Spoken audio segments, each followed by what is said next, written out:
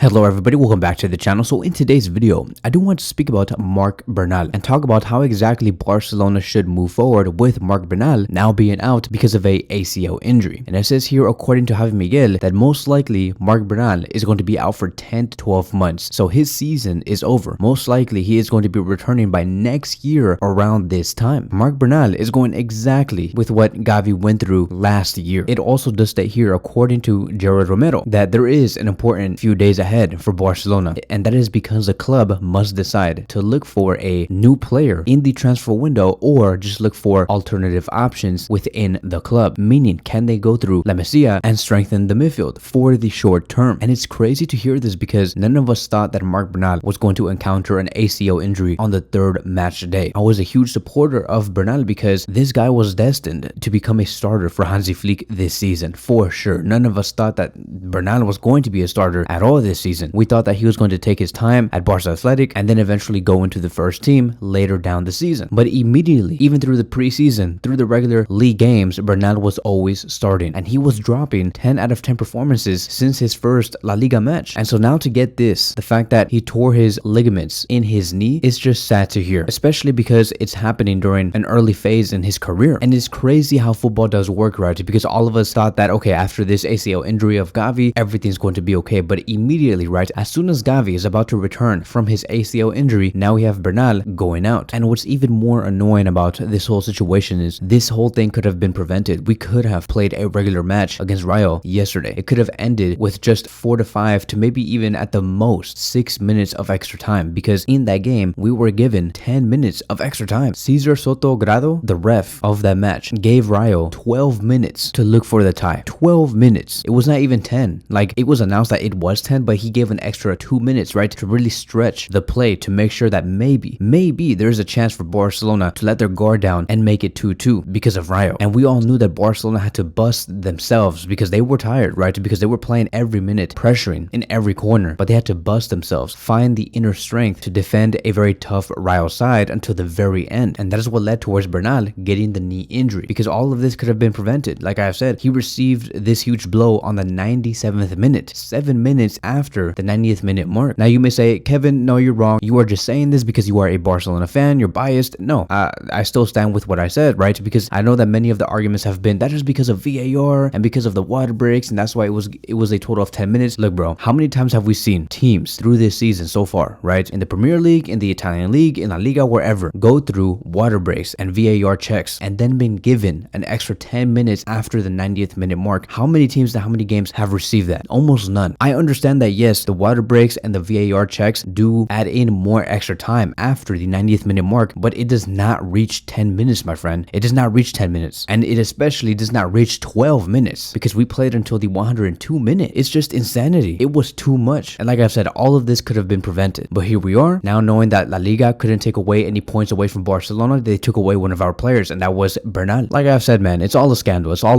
all rigged. It's all in favor for other teams. Barcelona is a team that is looked down upon. You may have your own theories and says and opinions, but in the way that the ref has handled that match between Barcelona and Rayo, you know who's being looked at with a bad eye and with an agenda, and that is FC Barcelona. So besides that, probably the main reason why I wanted to make this video is because I want us to know exactly how Barcelona should move forward. These are not facts. These are not factual, like, at all. I'm not saying that any of this is true. This is just my opinion, right? Speculations and theories, and just that's basically it. I don't know if all of this is exactly going to be happening. It's just my own opinion. So I do have like 2 or 3 different alternatives on what we could do now knowing that Bernal is out. And here's going to be the first thing, right? So first, I do want to start off with not having Bernal and maintaining our own group of players with no new players at all. This is going to be the best possible 11 that we could place within these next 7 matches. We currently do not have Gavi nor Frankie. Hopefully one of them can return before the Clásico, but right now we don't have Gavi and we don't have Frankie. And we can field an 11 with Casado, Pedri, Olmo in the midfield, and on the flanks we have Lamine Yamal and Rafinha, with our backline being Koundé, Kubarsi, Inigo Martinez, and Balde. Our striker is going to be Lewandowski. I think that this is okay. It's a very strong 11, an 11 that can bring results. I do fully trust Casado. Casado had a great preseason. There's nothing really wrong with this. Here's the thing though, right? Behind this 11 that I am fielding, the depth is starting to slim down. That is the scary part. Like, yes, this 11 can bring results in the next 7 matches before the Clásico. We can win all of our games. They're good enough. I have no problem saying that. But like I've said, the options are slimming down. There is no real backups for most of these players. For example, in the back line, we have Inigo Martinez and Cubarsí, two center backs who have been playing phenomenal and they had great games against Rayo Vallecano, but Araujo and Christensen are not available. As for the midfield, Pedri and Casado, they can manage the midfield, but here's the thing, we only have one DM left, and that is Casado and nobody else. We have more 8s, we have more 10s, but we do lack 6s. Like I've said before, Barcelona have other alternatives. We don't really have to go out there and into the transfer window and spend 45-50 million euros on a DM. We have Frankie, we have Gavi, but we don't know when they could return. That is the problem. According to the transfer market, Gavi could return by September 15th, 2024. I don't think that's going to happen. I think that is very inaccurate. I do think that at worst case scenario, I'm just going to say that Gavi returns in the middle of October.